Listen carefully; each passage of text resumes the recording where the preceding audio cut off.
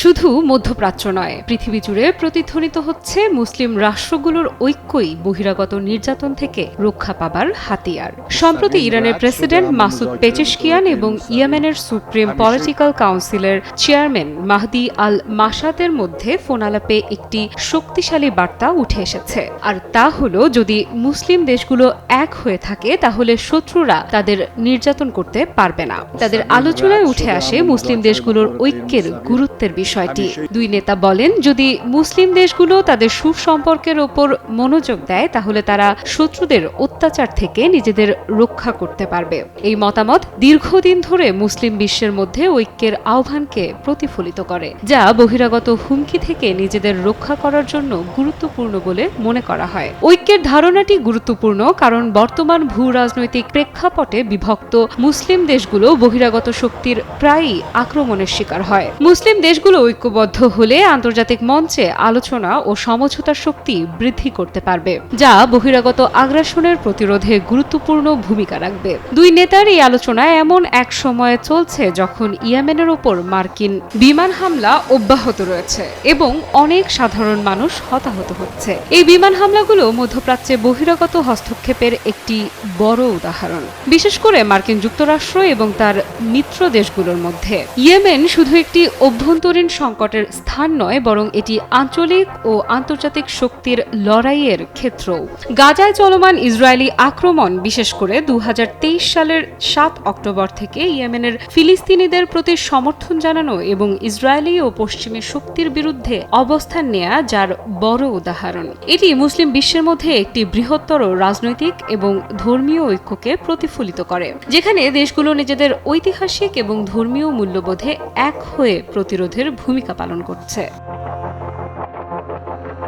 সাম্রাজ্যবাদী শক্তির বিরুদ্ধে প্রতিরোধ গড়ে তোলার আহ্বান জানিয়ে দুই নেতা বলেন, যদি ইসলামিক দেশগুলো তার মূল্যবোধের ওপর ভিত্তি করে এক হয় তাহলে তারা সাম্রাজ্যবাদী শক্তির আক্রমণ এবং নির্যাতন প্রতিরোধ করতে সক্ষম হবে। সাম্রাজ্যবাদী শক্তি শব্দটি মধ্যপ্রাচ্যের দীর্ঘদিনের ঔপনিবেশিক শাসন এবং পশ্চিমী হস্তক্ষেপের বিরুদ্ধে প্রতিবাদের প্রতীক। ইয়েমেনের সশস্ত্র বাহিনীর ইসরায়েলি ও আমেরিকান লক্ষ্যবস্তুতে আঘাত হানা, বিশেষ করে গাজায় ইসরায়েলি আক্রমণের প্রতিরক্ষা হিসেবে এই অঞ্চলের জনগণের বিরুদ্ধে পশ্চিমী আগ্রাসনের প্রতি একটি প্রতিরোধের চিত্র তুলে ধরে। এটি শুধু নিজেদের সার্বভৌমত্ব রক্ষার জন্য নয়, ফিলিস্তিনিদের অধিকারের পক্ষে অবস্থান নেয়ার জন্যও একটি পদক্ষেপ।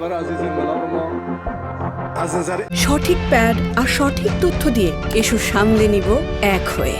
Mona Lisa sanitary napkin. এ সময় মাহদি আল মাসাদ বলেন, ইয়েমেনের পরিস্থিতি যা বাইরের বিশ্ব দেখাচ্ছে তা থেকে ভিন্ন। এটি একটি গুরুত্বপূর্ণ দিক। বহিরাগত মিডিয়া অনেক সময় ইয়েমেনের পরিস্থিতি ভুলভাবে চিত্রিত করে, যা তাদের ওপর আসল সংকট এবং দুর্ভোগকে আড়াল করে। মূলত পেজেশকিয়ান এবং মাসাদের কথোপকথনের বিশ্লেষণ মুসলিম দেশগুলোর মধ্যে ঐক্য, প্রতিরোধ এবং সংহতিকে প্রতিফলিত করে। তারা যে ইসলামিক ঐক্যের গুরুত্ব তুলে ধরেছেন তা বহিরাগত শক্তির অত্যাচার থেকে রক্ষা পাওয়ার জন্য অত্যন্ত গুরুত্বপূর্ণ। ইয়েমেনের পরিস্থিতি কেবল স্থানীয় সার্বভৌমত্বের জন্য নয়, বরং গাজায় ফিলিস্তিনিদের অধিকার এবং পশ্চিমী শক্তির বিরুদ্ধে একটি বৃহত্তর প্রতিরোধের অংশ হিসেবে সামনে এসেছে। তাদের আলোচনার মূল বার্তা হলো ঐক্যের শক্তি।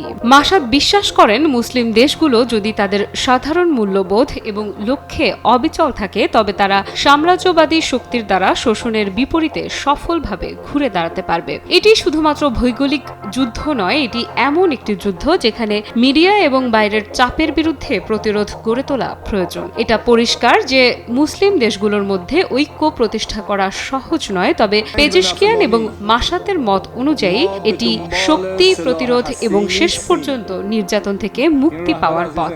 যদি মুসলিম দেশগুলো এক হয়ে থাকে, তারা শুধুমাত্র নিজেদের রক্ষায় নয়, বরং তাদের সম্মিলিত মূল্যবোধ, ন্যায়, মর্যাদা এবং শান্তি অক্ষুণ্ণ রাখতে পারবে। আফরিদা ইফরাত, নিউজ 24।